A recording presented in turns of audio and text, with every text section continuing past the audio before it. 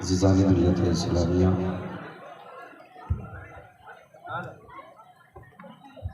آپ کا یہ عظیم الشان جلسہ اپنی کامیابیوں کے ساتھ اختتام کو پہنچ چکا ہے۔ اب مناسب سے یہ تھا اسی وقت سلام ہو جاتا، لیکن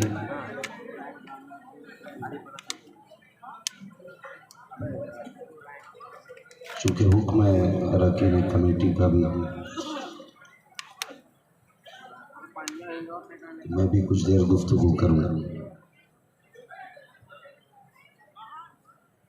میری گزارش ہے جو افراتفری کا ماحول ہے اسے ختم کر لیں،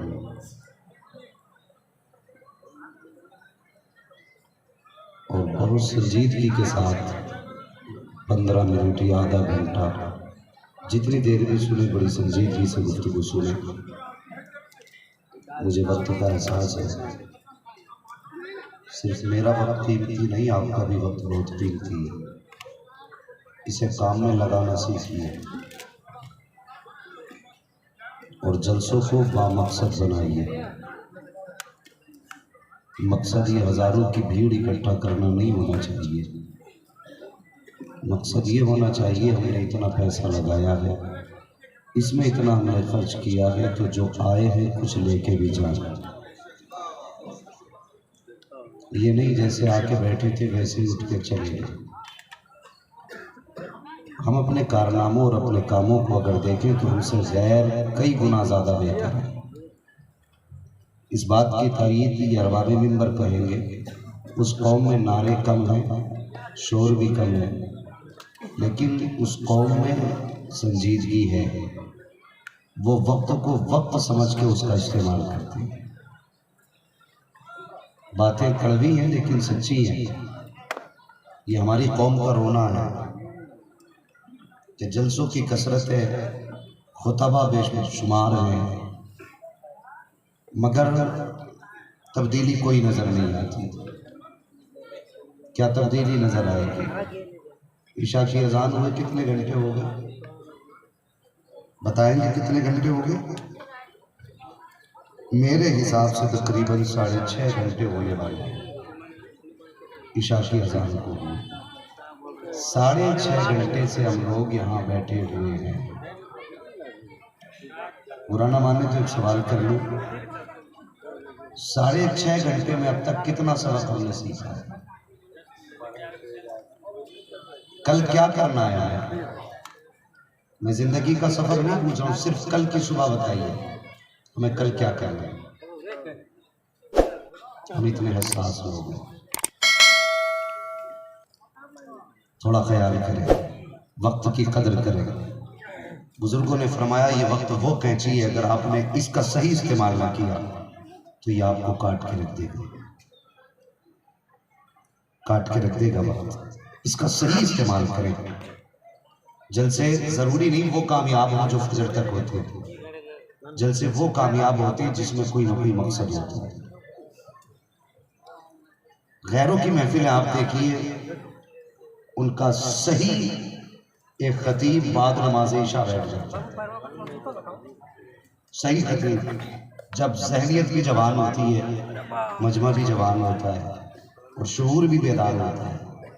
ابھی آپ اتنے جذبات میں تھے، مجھے پتا ہے اگر میں ایک بات آپ کو سمجھانے لگوں نا تو گھنٹے لگ جائیں گے آپ کے ذہن میں ایک بات اتارنے میں۔ اللہ سلامت رکھے اراکین کمیٹی کو، ممبران کو اور ان لوگوں کو جنہوں نے اس مدرسے کا تعاون کیا، جس کی کوششیں آپ کے سامنے فارغین کی شکل میں آپ کی نگاہوں کے سامنے ہیں۔ کتنے بچے فارغ ہوئے؟ 6 بچے، اس سے سے فارغ ہوئے۔ ماشاءاللہ، اللہ سلامت رکھے۔ یہ واقعی تعریف کے لائق ہے ادارہ بھی اور ادارے کے اساتذہ بھی اور اراکین کمیٹی بھی، کہ جس دور میں لوگوں کو گھر چلانا مشکل ہے اس دور میں انہوں نے مدرسے چلا کے 6 حافظ قرآن قوم کو دیے، 6 حافظ قرآن قوم کو دیے۔ اللہ اس کمیٹی کو سلامت رکھے، ادارے کو سلامت رکھے، یہ صرف 6 حافظ قرآن نہیں ہیں، بلکہ خود میں یہ 6 یونیورسٹیاں ہیں۔ یہ جہاں بیٹھیں گے وہیں سے علم کے چشمے پھوٹیں گے۔ اگر یہ جنگل میں بیٹھیں گے تو جنگل میں منگل ہوگا، اگر یہ کسی چھپر میں بیٹھیں گے تو وہ ایک عظیم درسگاہ بنے گی، اگر یہ ان پڑھ لوگوں کی جماعت میں جا کے بیٹھیں گے تو انشاءاللہ اسی جماعت کے اندر سے علم کے پھول کھلنا شروع ہوں گے۔ ہماری قوم اچھے شعر تو سننا جانتی ہے، اچھی تقریروں پہ نعرہ لگانا جانتی ہے، لیکن حقدار کو حق دینا نہیں جانتی۔ یہ صحیح بتا رہا ہوں، حقدار کو حق دینا نہیں جانتی۔ یہ جو حافظ بنے ہیں ان میں کوئی ایسا حافظ ہے جو ایک رات میں چارپائی پہ سو کے صبح کو حافظ بن کے اٹھاؤ؟ ہے کوئی ایسا حافظ جو ایک رات میں حافظ بن کے اٹھ گیا ہو؟ یا آپ کے ادارے میں کوئی ایسا بستر ہو جس پہ ایک رات سلایا جاتا ہو اور اگلے دن پگڑی دے دی جاتی ہو؟ ہے کوئی ایسا بستر؟ نہیں ہے۔ ایک بچے کو حافظ بنانے کے لیے کم سے کم 2 سے 3 5 6 سال تک لگتے تھے۔ کتنے سال؟ اب کیوں نہیں بولتے؟ بولو نا۔ اتنا آسان نہیں ہے بابری مسجد پہ جھنڈا لہرانا جتنا جذبات میں کہہ جاتے ہو۔ اپنے آپ سے دھوکہ نہ کرو، گریبان میں بھی جھانک کے دیکھو ہماری حقیقت کیا ہے۔ کب تک اپنے آپ سے جھوٹ بولو گے؟ میں آئینہ ہوں، دکھاؤں گا داغ چہرے کے، جسے خراب لگے سامنے سے ہٹ جائے۔ ایک بچے کو حافظ بنانے کے لیے کم سے کم 5 سال لگتے ہیں۔ کبھی ہم نے ان پڑھانے والوں کی عزت کی؟ کبھی ہم نے قرآن پڑھانے والوں کی قدر کی؟ کبھی ہم نے انہیں دیکھ کے بستر چھوڑا؟ کبھی ہم نے انہیں آتے دیکھ کے راستے خالی کیے؟ نہیں۔ کون آ رہا ہے؟ وہ ہے مسجد میں پڑھایا کرتے، وہ آ رہے جو مسجد میں نماز پڑھاتے، وہ آ رہے جو مدرسے میں پڑھایا کرتے ہیں۔ اور خدا کا واسطہ میں 1 گھنٹے کے لیے آیا، میرے لیے کرسی ڈالی گئی، گلے میں ہار ڈالے گئے، لوگوں نے پھول بھی برسائے، کسی نے ہاتھ چومے، کسی نے قدموں کو چوما۔ یہ آپ کی مہمان نوازی ہے، اللہ آپ کو اس کا صلہ دے۔ لیکن 1 گھنٹے کے لیے آنے والا آپ کے لیے اتنا عظمتوں والا ہو گیا کہ اس کو عالیشان کرسی دی جا رہی ہے، گلے میں ہار ڈالے جا رہے ہیں۔ وہ پیارے بتا تو صحیح، مجھے تو تم نے بعد میں بلایا ہے، پہلے ان کی رحمت محنت رنگ لائی ہے۔ 6 بچے حافظ قرآن بنے ہیں، جب یہ جلسہ سجایا گیا ہے، 6 بچوں کو حافظ بنایا گیا ہے، جب یہ قوم یہاں پر اکٹھا ہوئی ہے، میں کہتا ہوں مجھے عزت بعد میں دے، پہلے عزت ان کو دے جنہوں نے آدھی رات میں اٹھ کے بچوں کو قرآن پڑھایا ہے۔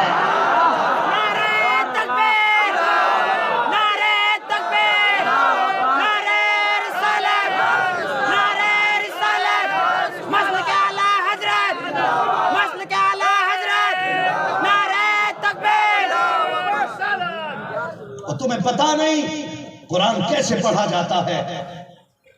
کیا جانے وہ قوم جو رات کو 12 بجے سوتی ہو اور 11 بجے اٹھتی ہو، اسے کیا معلوم کہ قرآن کیسے سکھایا جاتا ہے؟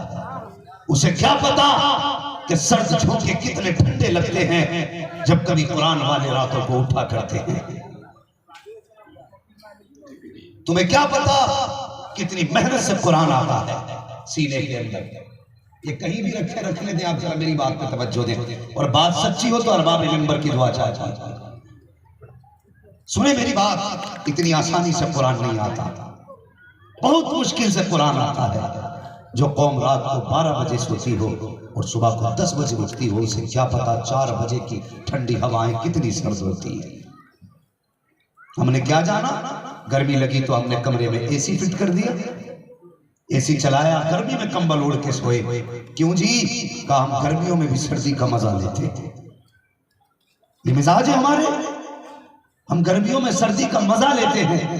اور خدا کی قسم پوچھ ان قرآن والوں سے، جب قرآن پڑھا کرتے ہیں اساتذہ رات کو 3 بجے اٹھتے ہیں، بچے کو آواز دی بیٹے اٹھ، اب اٹھنے اٹھ جا، 3 بج چکے ہیں۔ بچے نے یہ نہیں کہا سرد کتنی ہے، کوہرا ہے کہ نہیں، ہوا ٹھنڈی ہے کہ نہیں، استاد نے ایک آواز دی بیٹے قرآن سینے میں اتارنا ہے۔ بچے نے بستر چھوڑ دیا۔ مجھے بتا تو صحیح، جس زمین پہ قدم رکھا وہ فرش بھی ٹھنڈا ہے، جہاں وضو کرنے جا رہا ہے وہ پانی بھی ٹھنڈا ہے، جہاں بیٹھ کر کے قرآن پڑھے گا، اس کمرے کی کھڑکیاں کھلی ہیں، ہوا کے جھونکے بھی ٹھنڈے ہیں، مجھے بتا تو صحیح تو گرمیوں میں سردی کے مزے لیتا ہے، لیکن پوچھ ان قرآن والوں سے جب یہ رات کو اٹھ کے 3 بجے وضو کرتے ہیں تو سردی ان کے کتنے قریب آتی ہے، اور تم تو بستر میں لحاف اوڑھ کے سویا کرتے ہو، تمہارے کمروں تک تو ہواؤں کا شک تک نہیں ہوتا ہے، اتنے موٹے کمبل اوڑھ کے سوتے ہو کہ تمہیں سردی کا خیال تک نہیں آتا، لیکن جب یہی جماعت رات کو 3 بجے اٹھ کے قرآن پڑھتی ہے تم تو بے خبری میں سویا کرتے ہو، لیکن اللہ فرشتوں کے درمیان تذکرے فرماتا ہے، کہتا فرشتوں تم نے کہا تھا کہ کس قوم کو پیدا کر رہا ہے جو زمین میں فساد پھیلائے گی، اس قوم کو پیدا کر رہا ہے، اگر سجدوں کی بات ہے تو ہم کافی ہیں، اگر عبادت کی بات ہے تو ہم کافی ہیں، پھر رب کہتا ہے فرشتوں دیکھو تو صحیح میں نے اس قوم کو پیدا کیا ہے جس نے سرد لہر کے اندر بھی اپنی نیند کو نیند نہ جانا، بستر کو بستر نہ جانا، جب دنیا سو رہی ہے تو آدھی رات میں اٹھ کر یہ میرا قرآن لے کے بیٹھ گئی ہے، فرشتوں کو راہ رکھنا میں نے اس کے بھی گناہ بخش دیے ہیں، جتنے اس کی خدمت کریں گے میں نے ان کے بھی گناہ معاف فرما۔ اتنا آسان نہیں قرآن پڑھنا، بڑی مشکل سے قرآن سینے میں اترتا ہے، ہزاروں سال نرگس اپنی بے نوری پہ روتی ہے، بڑی مشکل سے ہوتا ہے چمن میں دید امر پیدا، بڑی مشکل سے ہوتا ہے چمن میں دید امر پیدا۔ یہ 6 بچے حافظ قرآن بنے، میں ان کے باپوں کو سلام کرتا ہوں، میں ان کی ماؤں کو سلام کرتا ہوں، ان کی بہنوں کو ہزاروں سلام جنہوں نے اپنے بھائی کی محبت قرآن کے لیے قربان کر دی، جنہوں نے اپنے باپ ہونے کا پیار اور باپ کی شفقتیں قرآن کے لیے قربان کر دی۔ اس ماں کو سلام نہ کرے جو کبھی رات کو بیٹے کا چہرہ دیکھ کے بغیر نہیں سوتی تھی، لیکن جب بات قرآن کی آئی ہے تو اس نے سال سال بھر بیٹوں کی جدائی برداشت کی ہے، سال سال بھر بیٹوں کی جدائی برداشت کی ہے۔ وہ ان کی خدمت کرنے والوں نصیب والے ہو تم، انہیں کھانا کھلانے والوں مقدر والے ہو تم، جو ان کی خدمت کرتے ہو بڑے نصیب والے ہو، جن کی کمائی مدرسوں میں لگتی ہے بڑے مقدر والے ہیں۔ خدا کی قسم سمجھو ان کے رتبے کو، آج کوئی بھی بندہ کچھ بھی کہہ دیتا ہے، آج علم والوں کی عزت نہیں، قدر نہیں علم والوں کی، جن کے پاس زیادہ دولت ہے، اللہ ماشاءاللہ سب برے بھی نہیں ہوتے، سب اچھے بھی نہیں ہوتے، کچھ ایسے امیر بھی ہوتے ہیں جن کے دم سے اسلام کا کام چل رہا ہے، اور کچھ ایسے بھی امیر ہیں جن کو امیری پہ اتنا ناز ہے کہ علم والوں کو وہ کمتر اور حقیر سمجھتے ہیں۔ میں ان سے گزارش کروں گا خدا رہا قرآن والوں کو حقیر نہ سمجھنا، اور یار یہ اتنی شان والے ہیں، یہ کسی کے دسترخوان پہ اپنی مرضی سے نہیں جاتے، اگر کہیں دعوت ہوتی ہے نا تو سن یہ کھانے بعد میں جاتے، مدینے والے کا اشارہ پہلے ہوا کرتا ہے۔ ہاں یہ بڑی خوددار قوم ہے، یہ کبھی اپنی مرضی سے نہیں جایا کرتی، وہ انہیں حقیر نہ سمجھنا، انہیں کمتر نہ سمجھنا، ان کی عزت تو قیامت میں پتہ چلے گی۔ اللہ حکم دے گا فرشتوں جاؤ، جہاں جہاں زمین پہ بیٹھ کے ان قرآن والوں نے قرآن پڑھا تھا وہ مٹی اٹھا کے لاؤ، اللہ اکبر، مٹی لائی جائے گی، یا اللہ کیا کرے، ترازو میں رکھو، پلے میں رکھی جائے گی مٹی، اب کیا کرنا ہے، کہا اب اس پہ گناہ گاروں کے گناہ رکھو، جتنے اس مٹی کے بدلے میں گناہ دلتے جائیں گے اللہ اتنے گناہ گاروں کو جنت دیتا جائے گا، جنت دیتا جائے گا۔ یہ وہ جماعت ہے، یہ وہ جماعت ہے یار جہاں قدم رکھتے برکتیں خود بخود برسنا شروع ہو جاتی ہیں۔ لیکن ہم نے عزت کیوں نہیں علماء کی؟ اس لیے کہ کوئی ہمارا بھتیجا ہوا حافظ ہے، کوئی بیٹا حافظ ہے، کوئی چچا حافظ ہے، او ہو ہمارے گھر میں 3 حافظ ہیں، اب ہم عزت کیوں کریں؟ او بھائی تیرا رشتہ بعد میں ہے، مدینے والے کا رشتہ پہلے ہے، حضور کا رشتہ پہلے ہے، حضور کا رشتہ پہلے ہے۔ بھتیجا سمجھ کے عزت کر نہ کر، قرآن والا سمجھ کے عزت کر، بیٹا سمجھ کے عزت دے نہ دے، لیکن مصطفیٰ کا وارث سمجھ کے عزت دے، قیامت کے دن اللہ تجھے اس کا صلہ عطا کرے گا۔ اللہ اس ادارے کو دن دنیا رات چوک میں ترقی عطا فرمائے، برکتیں عطا فرمائے، اور اس ادارے کا تعاون ہم سب کی ذمہ داری ہے کہ تم نے نہیں دیکھا دنیا پیچھے پڑی ہے، کوئی کہتا ہے مدرسے بند کر دو، کوئی کہتا ہے مدرسے کھولے جائیں گے تو یہاں پر راشٹر گان گایا جائے گا، ہم پہ لازم کیا جا رہا ہے ہم وہ گائیں جس کا ہمارا اسلام ہمیں اجازت نہیں دیتا، لیکن یہ جانتے نہیں، خدا کی قسم یہ وہ خوددار قوم ہے جو مر تو سکتی ہے ایمان کا سودا نہیں کر سکتی ہے، مر سکتے ہیں ایمان کا سودا نہیں کر سکتے ہیں، اور یہ اس لیے کیا جا رہا ہے تاکہ ہم نئی شرطیں لگائیں، مدرسے والے انکار کریں، ہم ان کی مدد بند کر دیں تو دنیا والوں کو بتا دو یہ مدرسے تمہارے کرم پہ نہیں چلا کرتے، تمہارے دین پہ نہیں چلا کرتے، تمہاری زکوٰۃ خیرات پہ نہیں چلا کرتے، یہ مدرسے تمہارے دی ہوئی بھیک پہ نہیں چلا کرتے، یہ مدرسے اگر چلتے ہیں تو تمہارے قدم پہ نہیں مدینے والے مصطفیٰ کے کرم پہ چلا کرتے ہیں، ان کے ارشادات پہ چلا کرتے ہیں۔ جب مدرسوں کے اندر راشن کی کمی ہوتی ہے اس وقت میں تمہاری مدد نہیں آتی، ادھر مدرسے کا معتمد روتا ہے، ادھر جو مدینے سے مصطفیٰ جان رحمت کا ہو جایا کرتا ہے۔